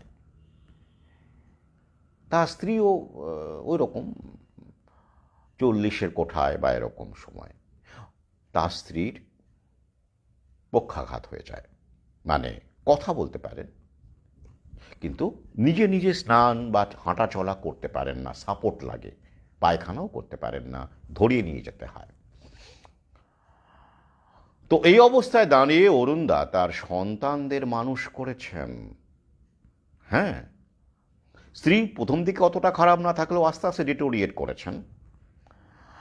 তো আমি যখন যাই, তার সঙ্গে আলাপ হয়, তখন তার স্ত্রী শয্যায় থাকে, মানে ওই হাঁটা চলা একদমই করতে পারেন না, সেরকম ওই সাপোর্ট নিয়ে, লাঠি নিয়ে বা ধরে। অরুণদা তাকে খাওয়ান, স্নান করান, খাইয়ে দেন, স্নান করান, ঘুম পাড়ান। এই মানুষটি রিটায়ারমেন্টের পরে আর কোথাও যান না। ওই একবার বা কোনো খুব এমার্জেন্সি হলে ওই কাউকে একটা লোক রেখে দেখাশোনার জন্য উনি বেরোন, কিছু সময়ের জন্য বেরোন। সেই অরুণদা স্ত্রীর সঙ্গে গল্প করেন, বই পড়ে শোনান। আমি যখন একাধিকবার গেছিলাম, তখন মনে করিয়ে দেন, এই যে দেবাশিস, মনে করো তো এসেছিল, মনে করো তো এই যে ওই রকম। বলে হ্যাঁ হ্যাঁ মনে পড়ছে, আবার পড়ছে না, পড়ছে আবার পড়ছে না। ফ্যাল ফ্যাল করে তাকিয়ে থাকেন তার স্ত্রী। অরুণদা তাকে সযত্নে কাছে টেনে বসান। কাজের মেয়ে আছে একটি, রান্না বান্না করে দেয়। কিন্তু স্ত্রীকে দেখাশোনার দায়িত্ব অরুণদা কখনো কারো ওপর দেননি, কোনো আয়া রাখেননি। ইচ্ছে করলেই রাখতে পারতেন, তার অর্থের অভাব নেই, অর্থের অভাব নেই তার। তিনি আয়ার উপর দায়িত্ব দিয়ে বাইরে ঘোরাঘুরি করতে পারতেন, কোনো সমস্যা ছিল না। কিন্তু ওনার পলিসি, উনি রাখবেন না। কেন? আমি ভালোবাসি বলে। আমাকে ছাড়া ও কেমন অসহায় হয়ে যায়, কে নেবে আমার জায়গাটা? কি এর যুক্তি আছে? যুক্তি নেই। অরুণদা এখন 85 ছুঁই ছুঁই, এখনো সচল, গটগটিয়ে হাঁটেন। স্ত্রীর এই অবস্থা, এটা কি ভালোবাসা নয়? অপশন ছিল না অরুণদার হাতে? অনেক অপশন ছিল। তাহলে এই অপশনগুলোকে যখন আপনি, নিজেকে ভালো রাখার অপশন, নিজেকে ভোগ করা ইন্দ্রিয়গত অপশন যখন আপনার হাতে থাকে, সেটাকে আপনি লাথি মেরে সরিয়ে দিয়ে যখন আপনি আপনার কাছের মানুষটির জন্যই জীবনকে বিলিয়ে দেন, সেটা কি আত্মত্যাগ নয়? অরুণদার কাছে তার স্ত্রী জগৎ, ওটা ভালোবাসা, তাই তো। আমার কাছে কোন জগৎ সেটা আপনারা জানেন, ওটা আমার ভালোবাসা। তা আমাদের ভালোবাসাগুলোর মূল কিন্তু, ভিত্তি কিন্তু আবেগ, যার পেছনে কোনো যুক্তি কাজ করে না, সব করে না, আপাতভাবে করে আপাতভাবে করে, গভীরে গেলে করে না। 99% ক্ষেত্রে করে, বিশ্লেষণ দেখলে এসব যুক্তি দিয়ে কাজ করে। হ্যাঁ, চাওয়া পাওয়া, এই কারণে ভালোবাসা হয়েছিল, ওটা হলো না, মিলল না, দৃষ্টিভঙ্গি মিলল না, চাওয়া পাওয়া মিলল না, হতাশা এলো, সম্পর্ক কেটে গেল। এটা 99.99% ক্ষেত্রেই মেলে। কিন্তু একটা এক্স ফ্যাক্টর আছে তো, যেখানে মেলে না যেখানে, সেটাই আবেগ, সেটাই ভালোবাসা, যেটাকে আমরা হন্যে হয়ে পাগলের মতো, পরশ পাথরের মতো খুঁজে বেড়াই, তাই না? যেটাকে যৌনতা দিয়ে ব্যাখ্যা করা যায় না সবসময়, কিছুটা যায়। যেটাকে বয়স দিয়ে ব্যাখ্যা করা যায় না সবসময়, কিছুটা যায়। যেটাকে অর্থ দিয়ে, প্রতিপত্তি দিয়ে ব্যাখ্যা করা যায় না সব সময়, কিছুটা যায়, কিন্তু পুরোটা যায় না। চাই কি? আজ এই পর্যন্তই। আপনাদের আরও একবার কৃতজ্ঞতা জানাই আপনাদের দৃষ্টিভঙ্গি, প্রতিক্রিয়াগুলো খোলাখুলি জানানোর জন্য। তাই বিশ্লেষণ থাকুক, চলুক, বিশ্লেষণ আপনারা করছেন, ঠিক আছে, অনেক কিছু জানা যাচ্ছে, অনেক তথ্য জানা যাচ্ছে, কিন্তু at the end of the day মানুষের বেঁচে থাকার স্তম্ভই হলো বিশ্বাস, তাই তো। সেই বিশ্বাস যে আমি চলে যাওয়ার পর পৃথিবীর সব কিছুই আগের মতো চলবে। জানালা খুলেই যখন দেখতে পাবো ট্রেন ধরার জন্য ব্যস্ত মানুষগুলো স্টেশনের দিকে দৌড়চ্ছে, বাজারে বসে পড়ার জন্য পসরা নিয়ে সবজিওয়ালি ছুটে চলেছে তার গন্তব্যে, অনেক দূরে টিউশন পড়তে যাবে বলে সেই কিশোরটিও বেরিয়ে পড়েছে পিঠে ব্যাগ ঝুলিয়ে। এই সমস্ত কিছুই আগের মতো চলবে আমি চলে যাওয়ার পর। কিন্তু অন্তত একজন আকাশের দিকে তাকিয়ে, অন্ধকারের দিকে তাকিয়ে, বিগ্রহের দিকে তাকিয়ে, দেওয়ালের দিকে তাকিয়ে আমার কথা ভাববে আমার কথা। এই বিশ্বাস নিয়েই আমরা বেঁচে থাকি, এই বিশ্বাস ছাড়া আমরা বাঁচতে পারি না। সেটা কতটা ঠুনকো, কতটা সত্যি হবে, সে প্রশ্ন অবান্তর। কারণ